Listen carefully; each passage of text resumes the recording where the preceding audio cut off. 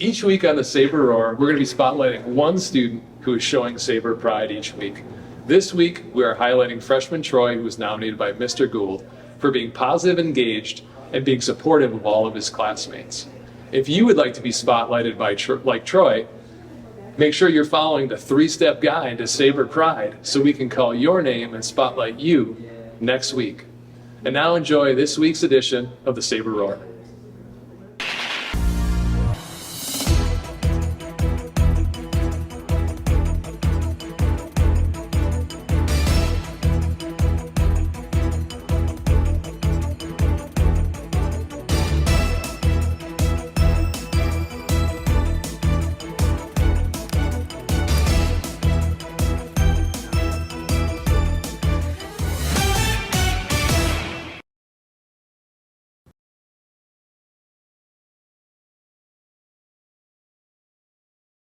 Good morning, FHS. Welcome to the latest edition of the Saber Roar. My name is Nico. And my name is London. This week's episode features Chick-fil-A FHS fundraising, the Cup Games, cross country, and an interview with Miss Engel, and information on voting registration. We all love going to the football games, but sometimes we get hungry. Let's see what the Drexeltown Square Chick-fil-A brings to the FHS Concessions. I'm Danica. I am the franchise owner of Chick-fil-A in Oak Creek. I am Jill, and I am the HR and outside sales director. I've been with Chick-fil-A for 13 years now, and I've owned my restaurant since it opened 8.5 years ago. I have been here 5 years. Obviously, we make great chicken sandwiches, but it's more about being the most caring company in Oak Creek. And Franklin. I would say, so Chick-fil-A is a quick service chicken restaurant started in Atlanta, Georgia by the Cathy family, but it's really evolved over time to be this very community-focused franchise restaurant. So most Chick-fil-A owners only have one store, and really that makes it so that my primary and daily objective is to make sure my restaurant is the best that it can be at serving the community that we're in. We really have started expanding our partnership with Franklin High School with an emphasis on this year. Last year we started with some classroom partnerships and then really partnered with Cordell to expand our partnership across the school to include athletics more. Our concessions program is across multiple schools, so Jill can maybe tell us more about that. So obviously there's food in the concessions for everybody to eat, but it's also about bringing the cow and interacting with students and the community, and he loves to play the cowbell in the band and whatever we can do to interact with everybody. Our partnership with Concessions is also an opportunity to help fundraise with schools because we are able to sell them for a lower price than they're able to sell them at the stadium, so the school's able to make money in the process of selling those sandwiches. I think it's a fun environment to get to bring the cow and know that people are enjoying Chick-fil-A. I know at least a couple of games that I've been to, students are always excited that we're there, so we hope that that's fun for everyone else for us to be there. Wow, thanks Chick-fil-A. We all love the cow and the vibe you guys bring. Let's see which team knows their trivia best and will be taking home the Golden Cup. Hello FHS and welcome to the Cup Game. I'm your host, Jeremiah Brand. Today we have the teachers versus the seniors. Alright, now let's go over the rules. Each team has one pom-pom that they can raise when they want to answer the question. I will ask multiple choice trivia questions, and the first team to answer the question correctly will get 1 cup. The first team to stack 5 cups in a tower shape will win, but there is a twist. What is it? You'll find out later. Okay, contestants, are you ready? Yeah! Then let's get this party started. What is the one food that never goes bad? A. Oh, you got it. Okay. Wait, don't tell me. Don't tell me. I know. Okay, yeah, what's your answer? Honey. That is correct. Then you will get 1 cup. Okay, now the next question. What is the best-selling book of all time? A, the Bible. B, The Bible. that's correct. What fast food chain used to have the slogan, think outside the bun? Taco Taco Bell. That is correct. You get another top. Well done. In the video game Pokemon Red or Blue, what are the odds of catching a Pikachu in Viridian Forest? A, 5%, B, 20%, C, 1%. 1.5. That is incorrect. 5. That is correct. 5%. What year did the Nintendo 64 release? A, 1999, B, 1992, or C, 1996? 96. That is correct.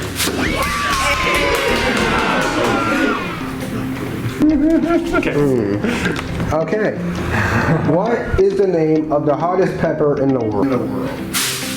Carolina Reaper. That is correct. You get another time. You got this stacking. What is the image on the Starbucks logo? A, mermaid. Mermaid. That is incorrect. B, princess, or C, siren. Siren. Yeah. So you guys thought you won, but no, we have a twist. As my friend Freddy Fazbear has come to help us. Now, the twist is this. Whenever a team gets 5 points, they have a chance to shoot this ball into the golden cup. If they get the golden cup, they will score 2 points. Now, this is a chance for the teachers to score more points. And this is a chance for the seniors to win the game instantly. For the double or nothing question, the unicorn is a national animal. That is correct. The teachers have All right, let's see. And the teachers have just earned 2 extra cups. Let's go. What month is National Ice Cream Month? A, July, B, January, or C, December? July. That is correct. That's all you can call. Wait, am I? You score this point, you will win the game. If you miss, however, we will keep at 2 points. No pressure. All right. No pressure. Just believe. Don't do it. Unbelievable! We have a miss. Now we will move on to more questions. Wait. Wow, the teacher's finding a way to stay alive. What is the best-selling video game series? A, Sonic the Hedgehog, B, Legend of Zelda, or C, Super Mario? Who was up first? That is incorrect. Mario. It's a me, and that's a correct! I was going to say that too. Oh, it's your turn. Okay, let's see. All right, here we go. Sink it for the win.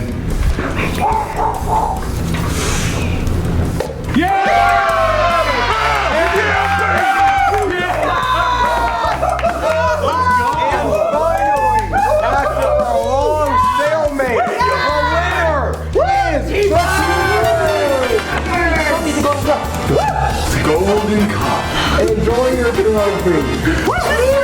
That is all the time we have for today's episode. See you next time on the Cup Game. It looks like the seniors need to brush up on their trivia. When I think of racing, the speed of Usain Bolt and drifts on the NASCAR track come to mind. What we neglect, however, is the endurance of runners. To understand this better, let's go over to the cross-country team and see what a day in their life looks like. I'm gonna put a poll on what I should do to get my legs, yeah? Zach, how you feeling? Close run? 20 miles rough. You know, work through it. We can get through as a team. Yeah. It is widely known cross-country can be difficult. Students run many miles in practice preparing for their 5K and meets. Let's hear from one of the coaches on what it's like. Coach Richard Dodd, the head boys cross country coach, assistant boys track coach, my 8th year here at Franklin, my 29th year overall. I really enjoy what I do and don't know what I'd do without it. The pace isn't quite as quick as, say, a track race, but it's an endurance sport. It's mentally very tough. 5 kilometers is about 3.1 miles. It's a rather grueling race and you just got to maintain. All of our meets are invitationals with 10 or 15 teams. You know, to see all those kids converge on one single single point like that. It's pretty exciting, and nobody rides the bench in this sport. In my 29 years, I've never cut anybody, and it's an individual and a team sport all wrapped up into one, which is pretty rare. As a team sport, let's hear from their captains on their experiences. I'm Rashav. And I'm Eker, And we're the captains of the boys cross country team. I recommend cross country because it really makes you better athletically and mentally. It gives you a chance to prove yourself and see if you're good at something that you never thought you'd be good at. It's really good if you want to focus on your health and you want to focus on your mental strength. Running these speeds, running for this long, it can get really tiring really fast. So I think it's a really good sport if you want to push yourself, and I also think it's a really good sport if you want to make friends. Because everybody here is friends with each other. We always lift each other up. We're always cheering each other on in the races during practice. It's a really good sport overall. What motivates me to do cross country is reaching a new milestone every time I run. Every meet, every PR. It really makes me feel better about myself and pushing myself to my true limit. For me, pushing myself is a huge part of what motivates me throughout cross country. Making sure I can keep pushing my limits, keep trying to push what I'm capable of. Another part of cross country that hugely motivates me too is my family and my friends. Making sure I can be there for my teammates when they need me, especially in these varsity races. It's just a huge motivator during the race when I'm feeling down and I'm feeling like I just want to quit.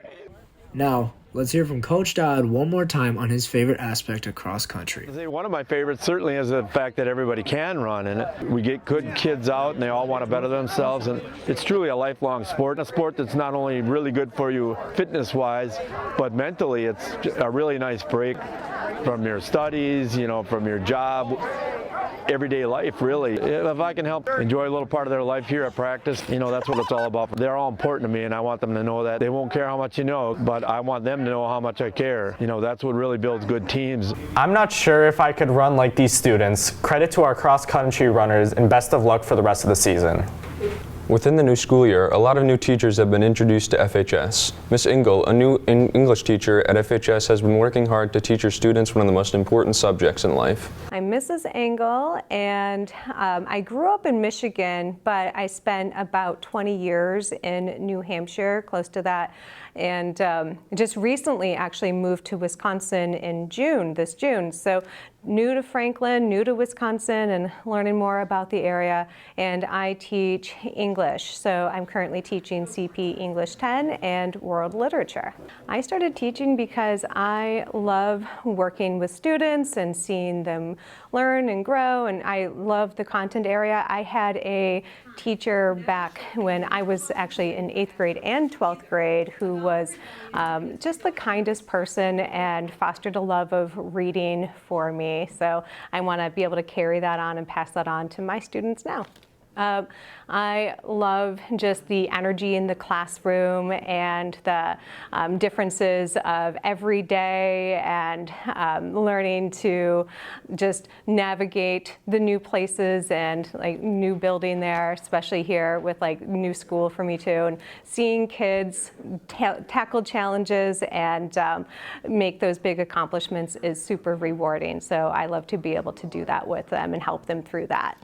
When I moved to New Hampshire, I started to love going to the White Mountains and climbing the 4,000 footers. So there's 48 4,000 footers in New Hampshire, and I've climbed about half of them.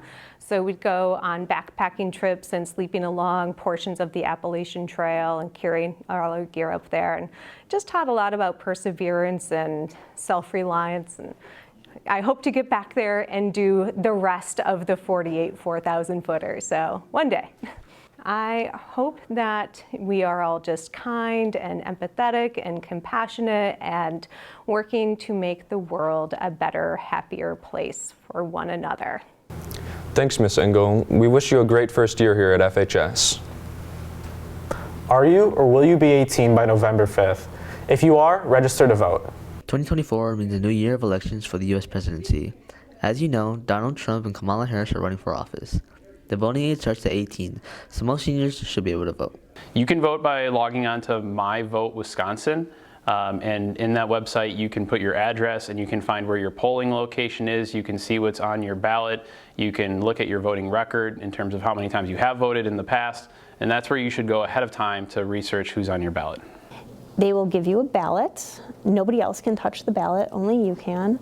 And you should make sure that you mark it correctly so your candidates are the people that you're voting for. You should also read the questions that are on there, like the referendum, and make sure that you understand what it's asking, and you should vote for that too. It's important to vote because we live in a republic, and so the country only functions as well as people participate in it. And right now, young people in particular, don't often participate in that process. And so I hope that this election cycle changes that.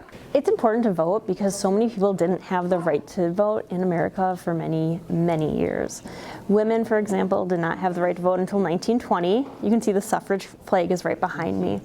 In fact, many women were jailed and beaten and fined when they would go and try to vote. So for me, I always think about those women and how everything that they went through to get all of us the right to vote. So when I go to vote, that's what I think about.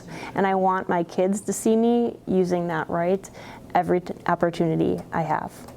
The Democrats this side are looking to essentially continue the policies of the Biden administration. They are looking to build a middle-class economy. You'll hear a lot in the ads about building up the middle class. You'll hear a lot of ads about reproductive freedom from the Democrats. On the Republican side, the focus is going to be more on the economy and immigration, and so returning to the strict immigration policies of the Trump administration and highlighting some of the economic benefits of the Trump administration. The last day to vote is November 5th, 2024. Register to vote if you are available. Make sure you send your ballots in before. If you have a voice, use it. And that's all the time we have for this week. If you have any suggestions for what you would like to see on the Saber Roar, then scan this QR code. Also be sure to subscribe to our YouTube channel and follow us on Twitter @the Saber Roar to keep up to date with all things Saber Roar. We'll see you next week, Sabers.